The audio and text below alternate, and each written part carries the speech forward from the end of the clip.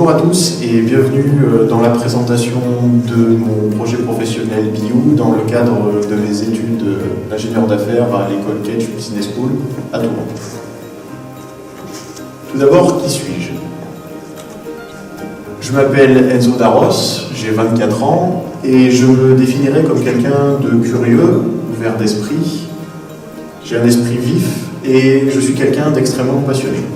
Alors ma passion a guidé mon projet pro et personnel tout au long de ma vie et c'est pour ça que je vais y dédier une partie importante pour vous expliquer.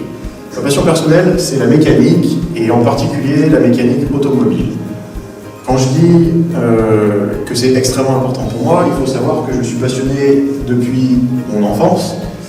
Donc je vous ai amené quelques exemples. Par exemple, ici c'est moi dans un tractopelle à 2 ans. À 10 ans, je conduisais le fameux tractopelle.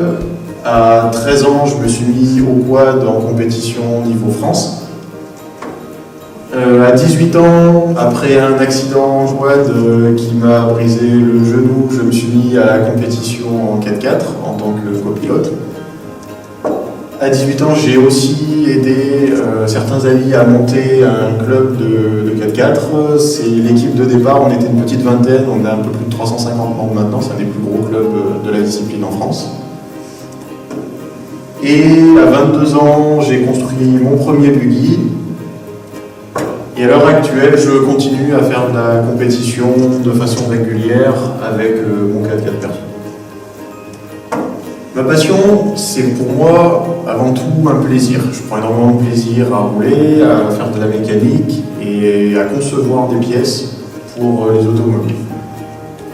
C'est aussi pour moi une motivation très forte, c'est-à-dire que m'impliquer dans cette passion me permet de me dépasser et de construire des projets à plus ou moins long terme, mais surtout de les travailler profondément et d'aller au bout de ces projets. Comme dit un peu plus tôt, ça m'a enseigné aussi la persévérance. Être jeune dans le milieu automobile, c'est quelque chose d'extrêmement compliqué. C'est un milieu qui est plutôt fermé et qui est constitué de personnes beaucoup plus âgées que moi. Il m'a souvent arrivé d'échouer sur certains points. Et donc ma volonté personnelle et ma motivation pour l'automobile m'a poussé à persévérer, à continuer à travailler plus fort et tout simplement à jamais abandonner mon instinct personnel et mon envie de réaliser cette passion. Ça a aussi été un outil de développement personnel, puisque par le biais de l'automobile et du milieu personnel qui gravite autour, ça a permis de rencontrer énormément de personnes, dont certaines sont devenues des amis proches. Ça m'a aussi permis de m'ouvrir à un réseau, tout simplement. Et ce réseau a aussi une répercussion, c'est une répercussion professionnelle, puisque de mon expérience propre, énormément de passionnés d'automobile travaillent aussi dans l'automobile. Ça m'a permis donc de mélanger un peu l'utile à l'agréable et de rencontrer des personnels professionnels aussi pendant leur temps libre, et donc ça m'a permis d'avoir un très bon contact avec eux qui m'a été utile par la suite. Alors mon parcours, au niveau des études, j'ai commencé tout d'abord avec 1 an de prépa PTSI à l'ISAT, c'est l'Institut supérieur d'automobile et des transports. Prépa qui s'est passée moyennement, et donc à la fin de la première année, je suis parti et je suis rentré en 2e année directement en DUT GMP à l'université de Toulon. J'ai continué par une L3 à Kedge Business School. Et pendant cette L3, j'ai décidé de partir pendant 6 mois à l'étranger. Je suis parti en Finlande à la Centria University. C'est la seconde plus grande université de Finlande et donc j'ai continué à suivre là-bas des cours de business. Et enfin, je suis revenu à Kedge pour mes 2 années de master. Années de master que j'ai passées en alternance, comme je vais vous l'expliquer. Au niveau du projet professionnel, il faut savoir que c'est un projet professionnel comme dit plutôt relié à l'automobile et qui date depuis très longtemps. Alors c'est juste une anecdote, mais mon stage de découverte par exemple que j'ai effectué en 3e, je l'ai effectué chez Porsche France. Extrêmement intéressant, j'ai découvert beaucoup. Mon stage ouvrier que j'ai réalisé en sortie de prépa, J'ai passé 2 mois chez Alpine en tant qu'ouvrier, tout simplement, sur chaîne, à monter des moteurs de Clio 3 RS à l'époque. Un stage de fin de DUT de 3 mois chez Renault, service objectivation. C'est un service qui fait du benchmarking, des performances vibratoires des véhicules concurrents et des nouveaux prototypes de Renault. À l'époque, je travaillais sur la Clio 4, qui est sortie depuis. Et enfin, depuis 2 ans, je suis en alternance chez MGI Goutier. MGI Goutier, c'est un équipementier automobile et poids lourd de rang 1. Et je suis en particulier assistant ingénieur de projet dans la division alimentation carburant. Au niveau de mes compétences techniques, il y a bien évidemment une grande part de mécanique automobile, que ce soit de façon pratique, c'est-à-dire la mécanique pure et dure, travailler dans son moteur et sur le reste du véhicule, et aussi la connaissance théorique du fonctionnement d'une automobile.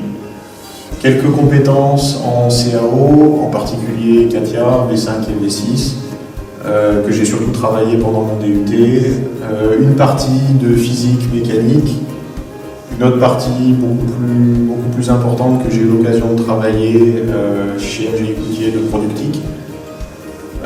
Et enfin, 3 composantes qui me sont venues de mon stage chez Renault, qui sont l'instrumentation des véhicules, c'est-à-dire la pose et l'utilisation de différents capteurs dans des véhicules. Les essais vibratoires, c'est-à-dire le suivi d'une procédure d'essai dans des milieux contrôlés. Et enfin, l'écriture de différentes procédures d'essai, c'était un de mes travaux quand j'étais en stage. C'est-à-dire qu'on a décidé de lancer des nouvelles procédures et donc j'avais à écrire certaines procédures. Au niveau des compétences managériales, que là j'ai plus développé pendant la 2e période de mon projet, c'est-à-dire que je suis rentré chez Catch Business School. Comme dit un peu plus tôt, bien évidemment, une partie gestion de projet très importante, c'est-à-dire organisation, suivi des plannings, etc. La partie planification qui est essentielle à tout type de projet. Partie suivi des objectifs QCD pour qualité, coût et délai. Donc c'est les 3 objectifs principaux d'un projet et on considère qu'un projet est réussi lorsqu'à la fin du projet on a réussi à atteindre ces 3 objectifs-là. Une partie reporting, c'est-à-dire un retour vers le management, le top management des acquis du projet à intenter et surtout des points durs. Une partie chiffrage, en effet chez MGI Goutier, les chefs de projet sont responsables du chiffrage et des modifications de leur projet. C'est-à-dire que les projets sont tout d'abord chiffrés par une partie avant-projet avec des ingénieurs chiffreurs, donc c'est le métier, qui vont donner des prix série et des prix de développement basés sur les données techniques qu'on connaît lors du lancement du projet. Mais très souvent, les données techniques évoluent pour diverses raisons et il appartient au chef de projet de chiffrer les modifications engendrées par ces évolutions techniques. Enfin, une partie communication extrêmement importante. Pour moi, je suis bilingue anglais, ça a été un gros point fort dans mon processus de recrutement pour tous les jobs que j'ai eus. Et en particulier chez MGI Goutier, je travaille uniquement avec des clients étrangers qui sont Ford, JLR, donc Jaguar Land Rover, et puis Tata Motors en Inde, et JCB un petit peu pour une partie un peu plus heavy duty, poids lourd. Donc il s'agit de pelleteuses et de matériaux plus chantier. Passons maintenant à mon projet professionnel futur, c'est-à-dire quand je vais sortir de Kedge et sa mise en œuvre, comment je compte mettre en place ce projet. Comme présenté ici, mon projet va se situer aux États-Unis et donc je vais vous expliquer en détail pourquoi.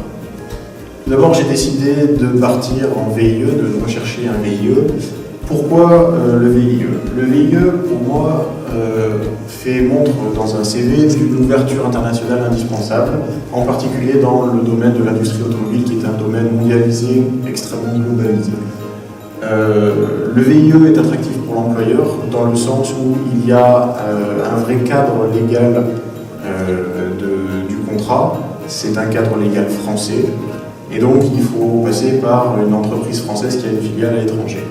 C'est attractif pour l'employé dans le sens aussi où justement ce cadre légal va permettre d'éliminer les doutes et éventuellement certaines indécisions à propos d'une expatriation. Enfin, au niveau du suivi des personnes, il faut savoir que le VIE fonctionne par une entreprise tierce qui s'appelle Business France, une entreprise qui est mandatée par l'État français. Donc cette entreprise va faire l'interlocuteur de l'employé et de l'employeur, ce qui va permettre de proposer des réponses personnalisées aux interrogations de l'un et de l'autre, et surtout de proposer des solutions extrêmement connues, extrêmement précises, et qui vont fonctionner par la suite lors de l'expatriation. Pourquoi les États-Unis? Alors, il faut savoir que les États-Unis ont une culture automobile qui est extrêmement développée, extrêmement forte. Ceci est dû à la superficie du pays et du manque d'infrastructures de type ferroviaire comme on peut avoir chez nous. Pour se déplacer aux États-Unis, il ne reste que deux choix, soit l'avion, qui est extrêmement coûteux, soit l'automobile. Ce qui explique que l'automobile se soit énormément développée aux États-Unis et donc qui est rentrée dans les mœurs, et la culture automobile là-bas est beaucoup plus développée qu'en France, par exemple. La culture de l'entreprise aussi est différente, c'est-à-dire que la façon de travailler aux États-Unis est axée sur un modèle beaucoup plus anglo-saxon, alors que nous sommes sur un modèle beaucoup plus latin. Ce modèle va permettre de donner aux employés une plus grande latitude de travail, une plus grande autonomie. Le but étant de faire ce qu'il y a à faire pour atteindre des objectifs donnés à un temps T. La façon d'atteindre les objectifs importe beaucoup moins qu'en France, il y a beaucoup moins de procédures, il y a beaucoup moins d'administratifs. Donc c'est une différence que personnellement je voulais vivre et puis explorer. Et enfin, bien évidemment, un attrait personnel, je pense que vivre aux États-Unis, au moins pour une petite période, me permettra de développer ma passion automobile un peu plus en profondeur, un peu plus différemment. Comment j'ai mis en œuvre ce projet? Tout d'abord, je me suis inscrit sur le site de CiviWeb en avril. Le site de CiviWeb est le référencement de toutes les annonces VIE. Et aussi, c'est sur ce site-là que toutes les procédures vont se passer. Après m'être inscrit, j'ai tout simplement réalisé une consultation d'annonces afin de déterminer quelles étaient les entreprises qui proposaient des postes dans la localisation et le domaine qui m'intéressait. J'ai aussi communiqué sur mon réseau personnel et après un petit délai, j'ai reçu de la part de mes contacts une offre qui m'a été donnée fin juin. Et après des entretiens téléphoniques et un entretien sur place début août, j'ai eu la chance d'être accepté. Donc voilà, j'ai reçu ma lettre d'engagement mi-août. Alors le poste que je vais occuper aux États-Unis est détaché chez Faurecia, c'est-à-dire que Faurecia est un équipementier aussi de rang 1 français, et donc je serai détaché dans une de leurs filiales aux États-Unis. Le poste est situé dans le Tennessee et il s'agit d'un poste de responsable de projet Lean Manufacturing. Le Lean Manufacturing est une méthode de gestion de la production qui est axée sur la réduction des pertes, c'est-à-dire des opérations sans aucune valeur ajoutée. Le but de ce poste de responsable projet Lean Manufacturing va être de mettre en place une amélioration continue, c'est-à-dire proposer dans l'entreprise des petits projets, des mini-projets qui vont permettre d'améliorer au quotidien la performance de l'entreprise et en particulier des salariés, et ensuite travailler sur l'ouverture d'une nouvelle ligne de production aux horizons mi-2016 pour un nouveau véhicule sur plateforme B chez Volkswagen. Au niveau des perspectives à long terme, mon but serait de rester chez Faurecia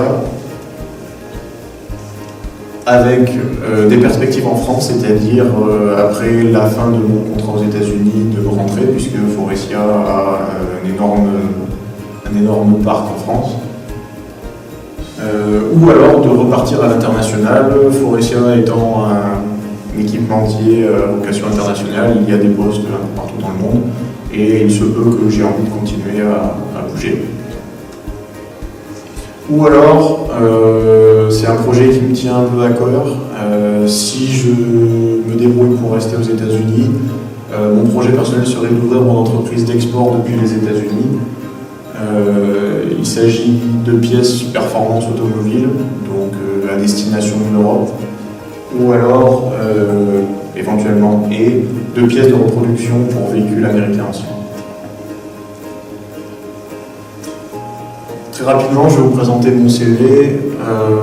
C'est mon CV en anglais, c'est le seul que j'ai utilisé pour trouver un emploi depuis la fin de KH Business School. Très rapidement, une partie éducation, une partie compétences que j'ai déjà présentée. Pour la compétence très importante de project management, un détail un peu plus spécifique de toutes les tâches différentes que j'ai effectuées pendant mes 2 ans en alternance. Et ici, par exemple, la connaissance de l'ERP SAP, qui est un système de gestion d'entreprise qui est normalement utilisé dans l'industrie. Une partie expérience avec mes 2 ans en alternance chez MJ Luthier, en détail bien évidemment. Et ensuite de ça, l'expérience que je vous ai déjà présentée avant, toujours avec une explication des tâches différentes qui ont été accomplies lors de ces travaux. Aux États-Unis, il s'agit d'un impératif. On demande à savoir en détail quelles ont été les missions pendant ces expériences passées. Et enfin, une partie références qui sont disponibles à la demande. Aux États-Unis, de même, il s'agit d'un impératif, puisqu'il est extrêmement commun d'avoir ce qu'ils appellent des background checks, afin de recontacter les personnes de votre passé, en particulier vos managers, pour avoir un 2e avis, ou 3e éventuellement, sur vos capacités professionnelles et votre personnalité en règle générale. Voilà, c'est tout pour ma présentation. Je vous remercie de votre attention.